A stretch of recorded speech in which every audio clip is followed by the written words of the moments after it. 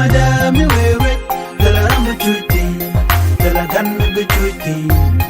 tala meti dulonti anar mala kenyam en Läär balinga jan gwasme gore pelpin kamen bialing en raja balinga jan gwasme ki Läär dana shalat shalat no teka kwarti cha kapchong no shikan buwa jal wintin kokien ki shikan buro litin kokien ka kwarta to chala do ka kwadang jok ti sagwich muktab indit ki muktab gang ka Amerika eno shika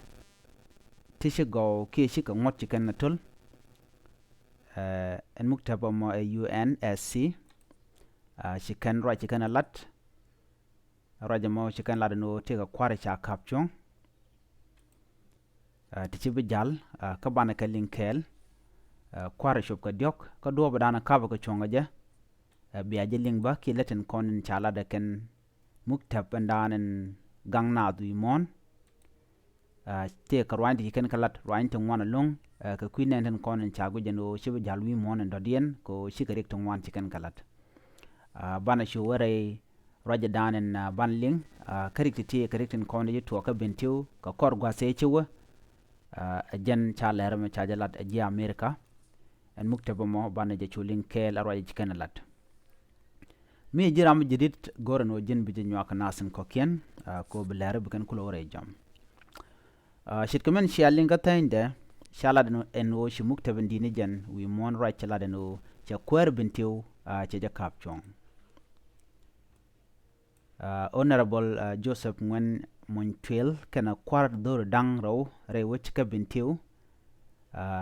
cha ciööt kiɛn cha ka nyok mat ka re kwartin cha kapchong ko chikan bo jalwin tin ko kiɛn juwen mon cha la do chikan bo worul tin ko kiɛn ki dor tin ko kiɛn ko chagu jeno shikaron ko buka wa cha rojo ma cha jalat ka do ban ka ba ka chonga je ko shika bi jal rul tin ko kiɛn cha la no shika sheng ti jengnyot cha la no shika na siken kanak ka chika ngotin kontin cha gorwi monan wo de laslet chikan kalat shi muktab gangan dit ka Amerika cha raja me jalat kanetin cha ciööt ken las reinenten kontin cha gujo shi ngot chikan gatul ciööt ken ka gwasme ka chala do ken ka nas tichijek chikan kalat shika na chikan ngana ki chika sheng ko kiɛn chikan kalaslet chajalat kuma Amerika shala de no honorable Joseph ngwen Monytuil kwer governor which Bentiu indinigen ki ramadan ke Bentiu keliu shala do jen ramkel mishungot chajetul ramrode honorable galwa nyangot kwer ki commissioner re dwaran shali mayandit chala do shangot mo chajetul ramen diodien honorable Gordon Kwang bil kwer ki commissioner dwaran shali kosh karajan shalad akuma Amerika shalad no ken kwardur dangro toto lakende niken ejako bika nas bikan ko nak ka bika man bikan ko mach ken nyer ka kep kan ka bom shalad no shalad no en galwa nyangot kana Kwang bil chiken de niken tin chiti jek la de niken kon la chingwak ti jek kan ko lat chicken ka tich ki bikan ka kep ka do bandana chicken o lat ki men jek chicken o lat ajen kwarik ti kwagala lat widian ka jamo ko chagu jo shide niken chicken ka panish ki chicken ka jogo no shami jek shajo lat gwaz dan chika kor chicken o tertan an kwar honorable Joseph Monytuil do badanen mat ke shude ka nasin kon atin chalogo no bijalwi mon akuma Amerika ojen akwar ndinijen rewe ke Bentiu ajen kwa ngalwa nyang kana Kwang biel no bikan kwar dur toto kalinga korin konin tarka anetin kona cha kwany naga na ki maje mai kana men kana gwar ka tele kur mi cha kap chong ki ba ka luek ki ba ngot kume yor pin ba ka kap chong re kware tin kon cha kam ka kan kwa dori tin nakanas kalat ke dijek chala do kwen ko honorable Monytuil charo jamo chajalat muktap gang ka Amerika ka do badanen chagu jo shikarong ko de ka jalwin tin ko kien shela de no kwer Bentiu no honorable Joseph Monytuil kana galwak nyang hut ke kwang biel akanetin dakamal George ka shala do dakan mal ka pin ki ka do mishikana goro ba ngai ke je ke dakan mal ke tag en mala mo chala do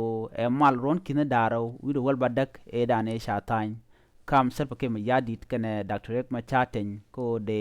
queen gwinde jalat ka ron kina dangra wido jandangra wido ngwanen be chala do ken jakko shuwich Bentiu charoda be palpin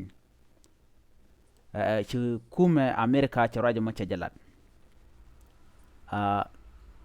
en kuma Amerika ala learning kon tilat ken ke me chaje kap chong o me changa jeno te ke me bumbu me shilat ke shimi jek chijalat ka dom gwe kano naganas ba chu gijo jin chirun ko dong de rijal ne me jele dan shi kana lateno cha ciööt kwar dang jok tin kon tere wich ka Bentiu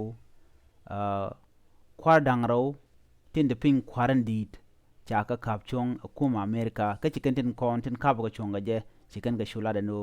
cha goro no bi ka jalwin den ko ken ko cha gujo chiken ngoten kona chala do shana benak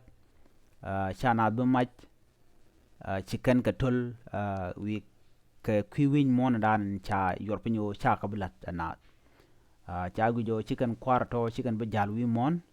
ajaro jadan de linga jan gwas memen chalat kuma Amerika ki muktab gang ndini jan wi mon ko shara mishimi jeksi lat cha goro no ba aram kel me lor me ba jago ba tel ba jala lor duno ba te kanwat kende dialati beken ka do be dane shi chara menyam e shalke galwak me shaje nakke shaje wangre duil ajen do ba danen mat ko kwer honorable Monytuil rekeje ko chagu jono kɛnɛ de nitin kon lat kana mo kɛnɛ ka kap chong ke kɛnɛ ka te ka ngot ke kɛnɛ ka yen charo jamo chaje lat kuma gang re wech ka Amerika ajan da ne linga jan gwasame mi jiram jidit ka jan channel me goran o jin bidin nyaka nas ko ken de kon chupe ga gwasamo biya tagamal bye bye